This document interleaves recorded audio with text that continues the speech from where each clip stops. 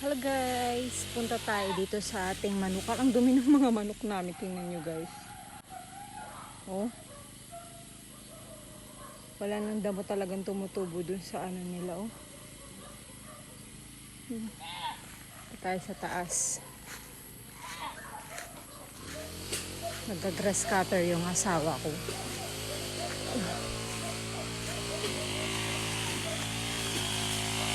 Ayun.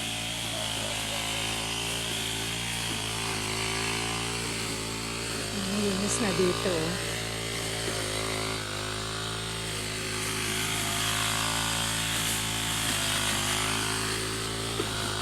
Dito tayo sa pinakataas.